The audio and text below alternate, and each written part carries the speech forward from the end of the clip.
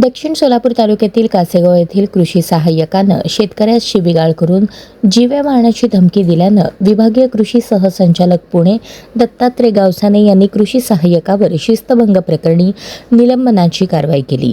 अमोल नामदेव देवकर असं निलंबित कृषी सहाय्यकाचं नाव आहे. त्याच्यावर झालेली निलंबनाची कारवाई जणू मस्तवाल कर्मचाऱ्यांच्या मनमानीवर प्रहार मानला जातोय. घटनेची पार्श्वभूमी अशी, कासेगाव येथील शेतकरी अजित जाधव यांनी साहेब 4 दिवसांपासून फोन करतोय, किमान फोन तरी उचला असा संदेश कृषी सहाय्यक व्हॉट्सअप ग्रुपवर लिहिल्यावर कृषी सहाय्यक अमोल देवकर यांनी ॲडमिन या नात्यानं ग्रुपमधून रिमूव्ह केलं.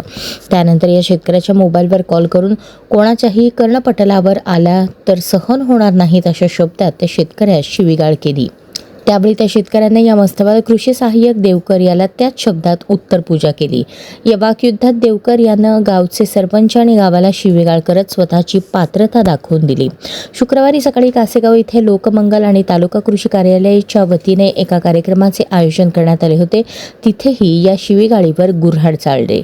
शेवटी त्या शेतकऱ्यांना सोलापूर तालुका पोलीस ठाण्यात कृषी सहाय्यक देवकर यांच्याविरुद्ध शिवीगाळ करून जीवे मारण्याची धमकी दिल्यासंदर्भात तक्रार दाखल केली. या संतापजनक घटनेची सोशल मीडियावर सामायिक झालेली ऑडिओ क्लिप हाती लागल्यानंतर प्रहार शेतकरी संघटनेचे जमीर शेख यांनीही या विषयाला उचलून धरलं.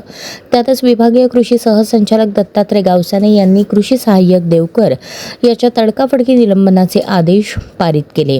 पुढील आदेशापर्यंत देवकर हे मुख्यालयात राहतील असाही उल्लेख या आदेशात असल्याचं दिसतंय.